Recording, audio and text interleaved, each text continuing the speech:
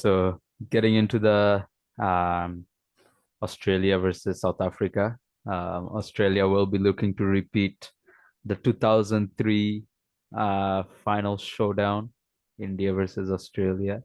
But yeah, I guess in terms of preview, I guess there are two big selection calls that have to be made, one each for both teams. Marnus and Stoinis, they'll be fighting for one spot, and then the other one is, I guess, do you keep Phehlukwayo or do you say thank you for your services last game? We go back to what we had originally. So, um, what are your thoughts on the Marnus and Stoinis situation? Pitch will play a role in that. Well, let me start with the latter. Starting Yeah, with South Africa, yeah, if the pitches initially, again, if they seem a little dusty, a little worn out, yeah. because you never know. We didn't see a fresh pitch today, so we may not get one tomorrow. And Might have to wait a couple hours and there will be a controversy on that. Who knows? Yeah, unlikely, thankfully, yeah, with neutral grounds, that's the one advantage you get. yeah, But again, Eden Gardens do tend to have some pitches which favor the spinners and favor yeah, the slower bowlers versus greener tops, which definitely help the Pacers. So I yeah, think South Africa will have to make a decision based on that. I hope they're open to thinking along those lines rather than thinking, no, we're going to have Rabada, Jansen, and Lungi and Giri open the Mhm. bowling, regardless of, not open the bowling, but you get what I mean. Your Have first that three. Yeah, yeah, first exactly. three, regardless of what the conditions are. I don't think that's Yeah, the best ploy because it also thins the batting a bit yeah, rather than, having someone like Phehlukwayo. He gives you those slower deliveries. He can be very useful in conditions which aren't super pace friendly, but have yeah, just enough on the pitch. yeah. So it would be a brave call, but it's a brave call I hope South Africa are open to making. I'm not even saying make the call, just be open to that thought. It felt like today New Zealand just weren't open. Sorry, yesterday New Zealand just weren't Open to open to that. the Yeah, thought of having someone else other than Latham yeah, keep wickets. yeah. That is what I don't want South Africa to go into this game with, like that sort of a mindset. Do you see the Brace Shamsi coming in if there is a turning wicket? Another possibility, yes. Yeah, Again, you don't need to do with the whole Phehlukwayo thing. You play the extra spinner. You don't spinner. worry too much about your batting being too thin. But Yeah, again, you can think along the same lines as India because India can afford to think along those lines. India yeah. haven't had anyone lower than Mohammad Shami bat. And even Mohammad Shami, had he had to bat more frequently, India would have been worried, but he doesn't. Yeah, he He simply doesn't. doesn't. Yeah, and they don't have to get into that issue. Yeah, yeah. So So that's something they would be worried about. And I yeah, hope that, South Africa have a proper plan going into this. Super spin friendly, you still want play Shamsi. You don't want to rest your wrist wrist spinner or spinner. bench your wrist spinner Yeah. in those sort of conditions. But again, time will tell. When we get to the pitch report, we'll know for sure.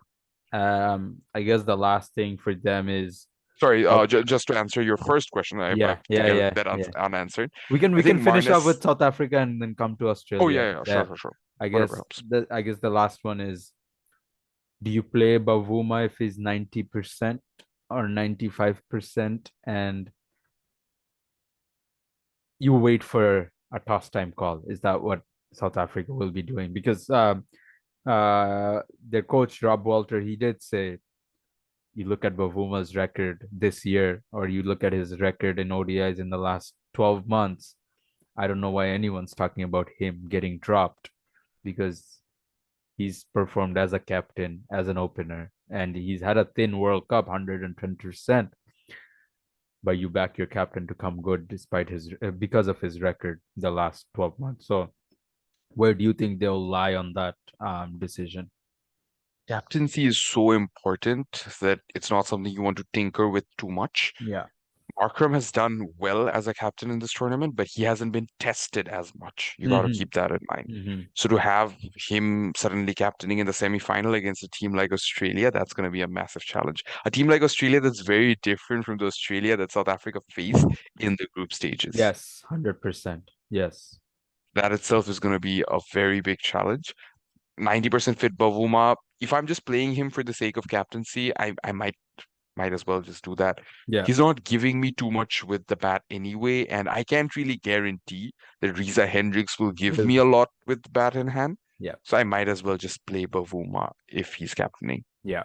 I mean, of Har- course, he's going to captain if he plays. yeah. Yeah. Yeah. Play him for his captaincy. Yeah. I mean, Herschel Gibbs is not gonna be too happy about that answer on X because he just keeps on going on about how Temba Bavuma doesn't deserve to play. I don't know how you can say that after his record this year. And someone actually pointed out to him, he's like, mate, did you look at the numbers of Bavuma this year? I don't know why you keep going after the guy for no reason. And did you look at his captaincy and his ability to make brave calls on the ground?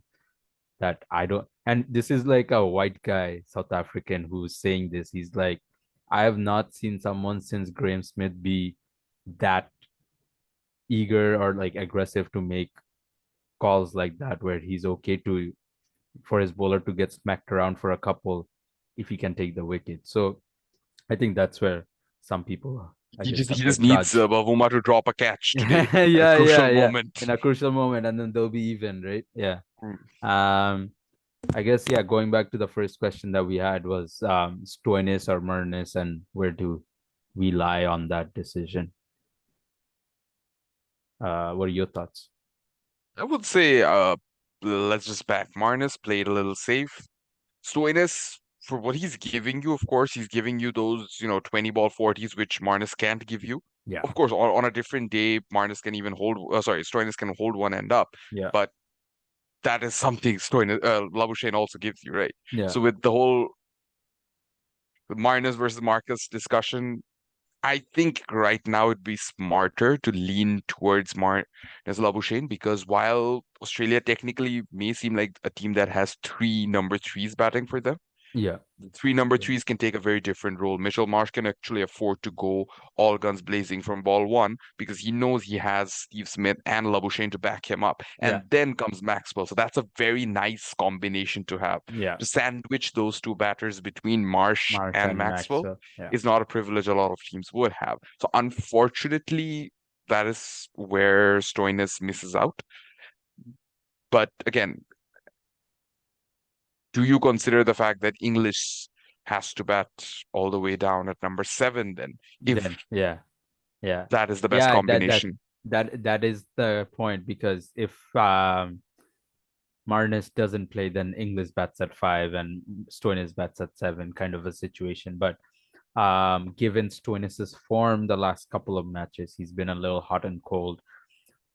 The other thing that plays into it is Marnus's ability to play spin is a lot superior than you could say Stoinis, but then also Stoinis has played at the IPL. He's been good against spinners, but in a crucial moment like this, I guess you can say that someone like Maharaj, who's at the top of his game, uh, Shamsi is gonna, if he plays, turns the ball both ways, you might as well play Marnus because you know if you have an early collapse, he can hold an end down. And one thing that Stoinis would have had going for him, he still can have that going for him, is the fact Yeah, that he will give you a few overs with the ball. yeah, Here's where I'm a little disappointed with Labuschagne, is it almost feels like he stopped working on his bowling as bowling. much Yeah, because had he been bowling, he could have actually utilized the conditions in Kolkata to his yes, favor. yes, And yes. because Stoinis hasn't bowled particularly well No, in this tournament, no. but if one person is bowling and the other isn't, it doesn't matter how well or how well they have been bowling or Yeah. how well they haven't been bowling. And Stoinis has gotten those breakthroughs where he broke the partnerships throughout the World Cup. And that obviously plays into his favor because if someone like Klassen and Markram get a partnership going in the middle order, you can hope that Stoinis can come and bowl his different deliveries to get that wicket.